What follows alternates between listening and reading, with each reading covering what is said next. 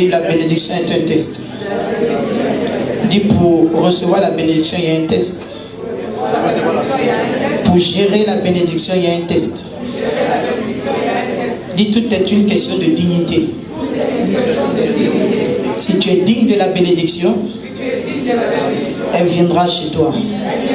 Elle restera avec toi. Elle habitera avec toi. Jésus dit, je me tiens à la porte, je frappe. Si quelqu'un entend ma voix et ouvre, j'entrerai, je souperai avec lui et lui avec moi. Amen. Dis voisin, le test de la bénédiction. Gloire à Dieu. Gloire à Dieu. Généralement, on sait que la bénédiction, c'est la faveur de Dieu. Amen. C'est une grâce. Amen. J'hérite ou bien je reçois des bienfaits. Amen. Dieu peut m'accorder comment ça s'appelle, de l'argent, un travail, une femme, un mari, des enfants, une nouvelle maison. Je peux échapper à un accident. Tout ça, ce sont des bénédictions. Amen. Parce que ça contribue à mon épanouissement. Amen. Alléluia. Dis-lui, Dieu va ouvrir une autre porte pour toi. Amen. Amen. C'est pourquoi il y a des moments, il faut changer de position spirituellement. Amen. Il y a des moments, il faut changer de position spirituellement. Non par la colère, non dans l'orgueil, mais que Dieu t'oriente. Amen. C'est Dieu qui a dit va. Ce n'est pas Élie qui s'est levé, qui a commencé à chercher. Voilà notre problème. C'est-à-dire souvent nous sommes dans des choses et on veut que Dieu soit dedans. En disant que Dieu m'aime trop. Quand moi je parle, Dieu dit oui. C'est pas comme ça que ça marche. Amen.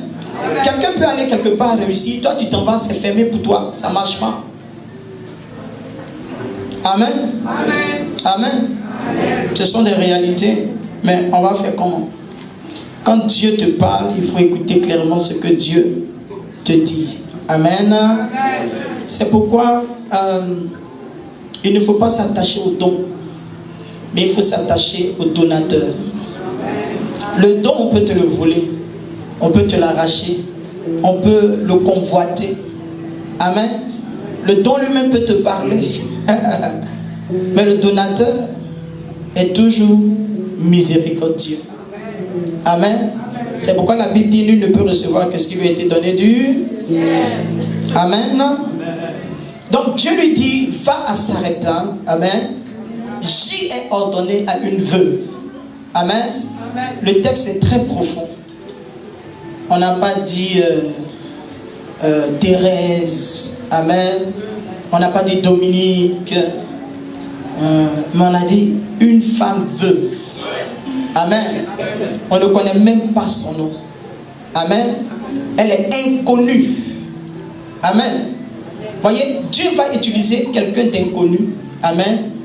Pour la rendre connue ou du moins indispensable, parce que ça s'est passé il y a des centaines d'années en arrière. Mais aujourd'hui, on parle encore de ce que cette femme a fait. Est-ce que tu peux dire à quelqu'un, inscris ton nom dans l'histoire?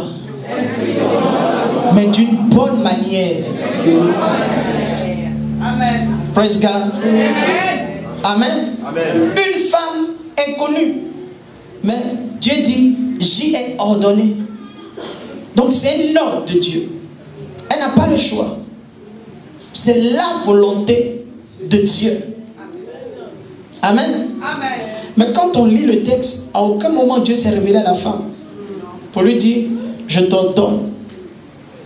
Amen. Amen. Dieu connaissait les dispositions du cœur de cette femme. Amen.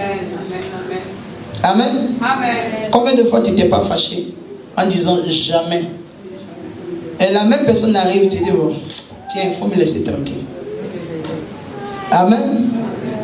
Dis voisin, Dieu connaît ton cœur. Dis Dieu sait ce qu'il y a dans ton cœur. Amen. Tourne-toi avec quelqu'un de dis ton cœur est bon. N'arrête pas de servir Dieu.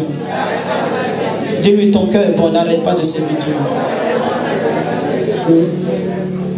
Amen.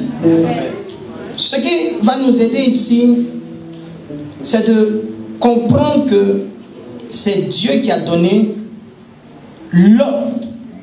Qu'on comprendre le cœur de Dieu, comprendre la volonté de Dieu, amen, nous amène à toucher des bénédictions qui sont comment? Célestes.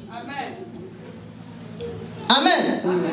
La femme qui a cassé le parfum, qui a mouillé les pieds de Jésus, amen, alléluia, elle a su qu'en honorant Jésus, quelque chose allait se passer. Amen. Dis voisin, pour comprendre le cœur de Dieu, il faut être un bon penseur. Il faut être un grand penseur. Le bon penseur ne pense pas à lui. Et le mauvais penseur, pardon. Le bon penseur ne pense pas à lui, mais pense à l'intérêt de Dieu. Mais le mauvais penseur pense à ses intérêts. Amen. Amen. Quand tous les jours tu penses à toi, tu penses à ce que tu vas gagner, tu penses à tes humeurs, tu agis selon ta colère ou ta bonne humeur, tu n'es pas en train de faire la volonté de Dieu. Amen. Dis voisin, même à 12 ans, Jésus a dit, ne savez-vous pas que je dois m'occuper de la maison de mon Père? La question que nous devons nous poser, c'est comment accéder aux grâces divines. Amen. Comment recevoir les grâces divines? Amen. On est toujours dans l'étude. Amen. Comment acquérir, comment recevoir les grâces divines? J'ai toujours dit, un bon chrétien, c'est un bon disciple, c'est un bon élève. Praise God. Amen. Amen. Dis voisin, comment accéder aux grâces divines? Alléluia. Amen. Le premier point, c'est se mettre au service de Dieu. Amen. Voici quelqu'un qui va à Sarepta et à l'entrée de la ville, il trouve une femme qui ramasse du bois. Amen. Amen. Le verset 10. Comme il arrivait à l'entrée de la ville, voici, il y avait là une femme veuve qui ramassait du bois.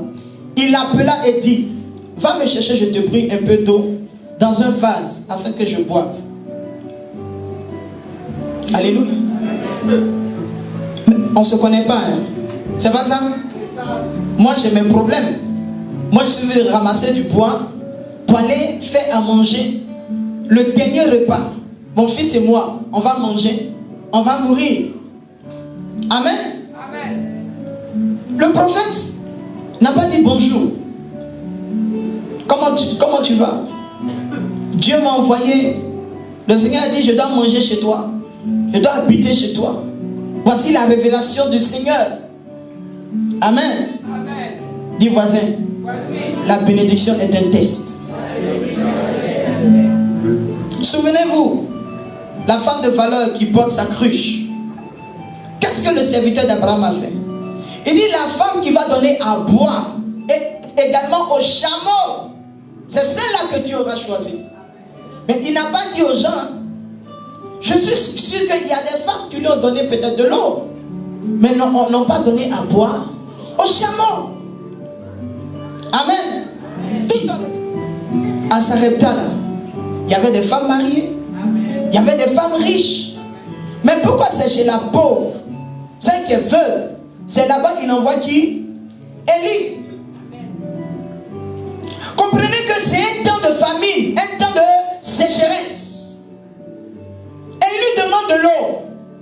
Lui-même qui était au torrent de Kérit, l'eau a tari.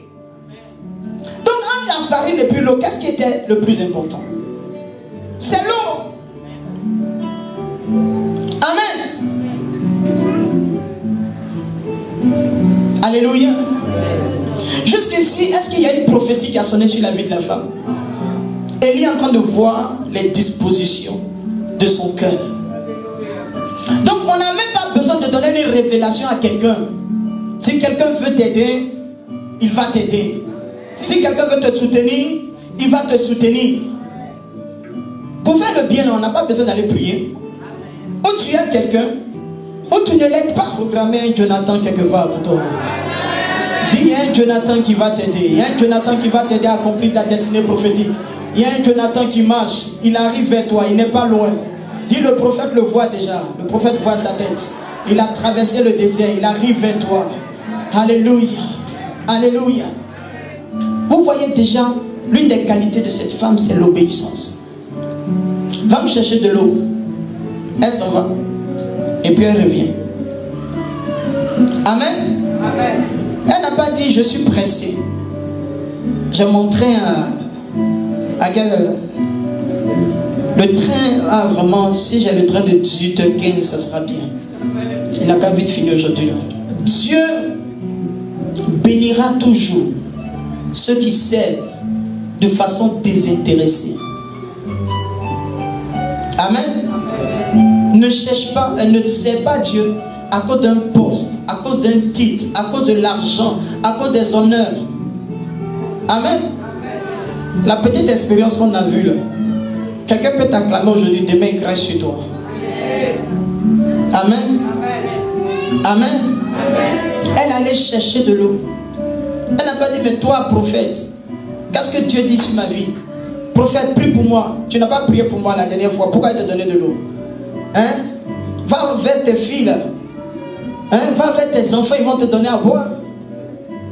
En Israël, là-bas, il n'y a pas de l'eau. Alléluia. Mais elle allait chercher de l'eau. Amen. Dis voisin, touche-le, dis voisin.